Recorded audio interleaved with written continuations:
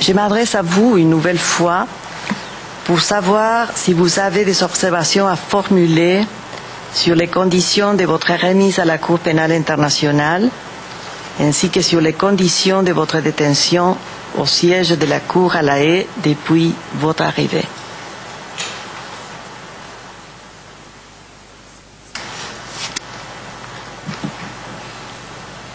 Madame, les conditions de ma détention à la Cour ici, à la Cour à La Haye, sont correctes. Ce sont les conditions normales de détention d'un être humain. Mais c'est mes conditions d'arrestation qui le sont moins.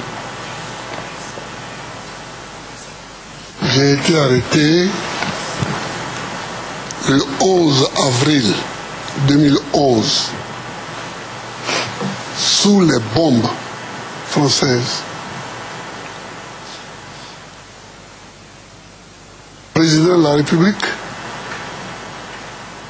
la résidence du président de la République a été bombardée du 31 mars au 11 avril. Et c'est dans ces décombres-là, le 11 avril, pendant qu'on bombardait la résidence qui était déjà à terre, nous on s'est cachés dans les trous de la résidence et une cinquantaine de chars français encerclaient la résidence pendant que les hélicoptères bombardaient.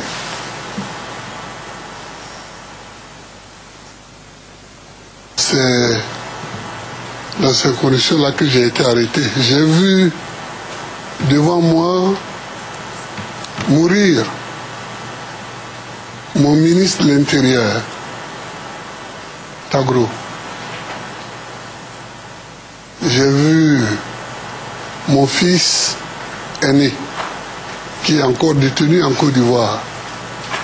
Je ne sais d'ailleurs pas pourquoi on l'a arrêté. C'est peut-être parce qu'il est mon fils. Je l'ai vu battu.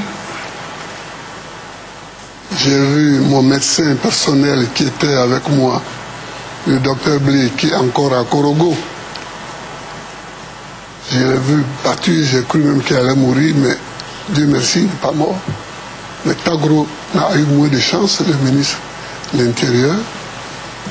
C'est dans ces conditions que ça s'est fait. Bon, je ne vais pas continuer parce que on n'est pas dans le procès, mais je veux dire, les conditions de l'arrestation sont celles-là. C'est l'armée française qui a fait le travail. Et elle nous a remis aux forces de Alassane Ouattara qui n'étaient pas encore les forces régulières de Côte d'Ivoire, puisque les forces régulières travaillaient avec moi. On nous a donc amenés à l'hôtel de Golfe, qui était le siège de campagne et le siège d'Alassane Ouattara, le 11 avril, et le 13, l'ONUCI m'a transféré, enfin nous a transféré, moi et mon médecin personnel, nous a transféré à Korogo, à peu près à 600 km au nord de la Côte d'Ivoire. J'étais logé dans une maison. Il y avait un lit, une moustiquaire, une douche, donc la salle, j'avais 2 repas par jour à ma demande, parce qu'on m'avait proposé 3. Généralement, je ne mange pas 3 repas par jour, j'en mange que 2. Donc, le problème n'était pas là. Mais je ne voyais pas le soleil. Je ne savais ce qui se passe dans le ciel que quand il pleuvait sur le toit. Je ne voyais pas le soleil. J'ai vu les quelques rares fois où j'ai vu le soleil, que quand mes avocats sont venus, et ils sont venus à cause des difficultés, alors même Maître Altit est allé jusqu'à Korogo, il a fait 2 jours, on l'a empêché de me rencontrer.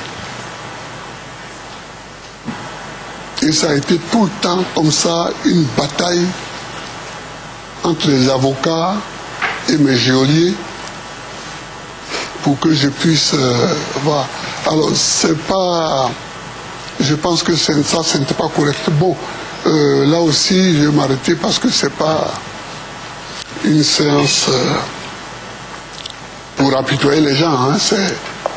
J'essaie de décrire ce qu'il y a à dire. L'enfermement, sans pouvoir marcher, sans pouvoir voir le ciel, sans pouvoir sortir, a fait que j'ai eu de nouvelles pathologies, en plus de celles que j'avais déjà.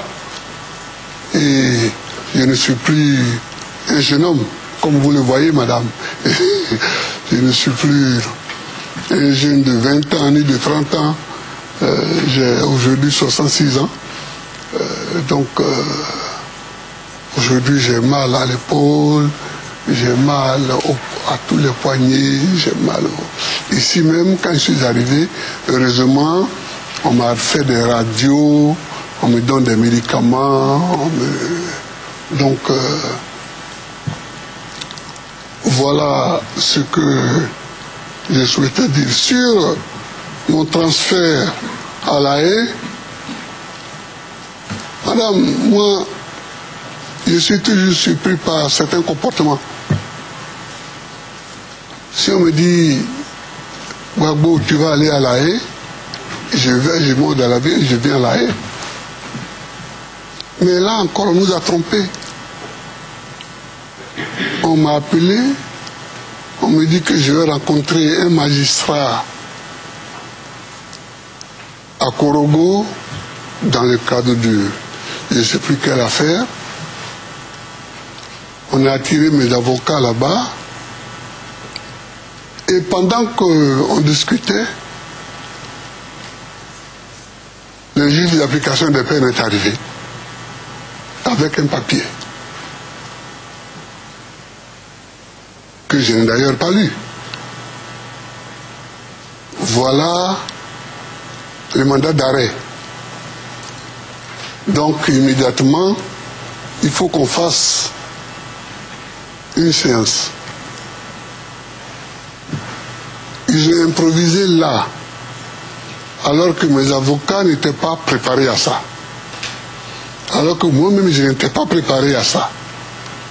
Ils ont improvisé là une séance de jugement pour que la Cour donne son autorisation à mon enfermement. Madame, je ne regrette pas d'être là, je suis là, on va aller jusqu'au bout. Mais je veux dire qu'on peut faire les choses de façon plus normale. On n'a pas besoin de se cacher. On n'a pas besoin de... j'ai dirigé ce pays pendant 10 ans, je n'ai pas fait ça. Je n'ai pas fait ça. Et quand cette séance volée s'est achevée, mon jury m'a pris dans la voiture pour me ramener à mon lieu de détention. Et puis à un moment, je vois qu'on dépasse le lieu de détention. Alors je lui dis, mais on a dépassé l'endroit. Il me dit, non, on va à l'aéroport parce que l'aéroport n'était pas éclairé. À partir de 18h30, il faut que l'avion s'envole. J'ai dit, je vais où? En avion. Il n'a même pas eu le courage de me dire, vous allez à La Haye. Il me dit, vous allez à Abidjan. Alors j'ai ri, parce que j'avais compris. Mais c'est comme ça que je suis venu sans rien. Sauf avec mon pantalon et ma chemise. Sans rien. Du tout. Donc je signale cela pour que vous puissiez prendre des précautions pour que prochainement, dans d'autres pays, dans d'autres cas, cela ne se répète plus parce que ça ne sert à rien. Ça ne sert à rien. Ça fait croire qu'il y a des gens qui sont de mauvaise volonté, qui n'ont pas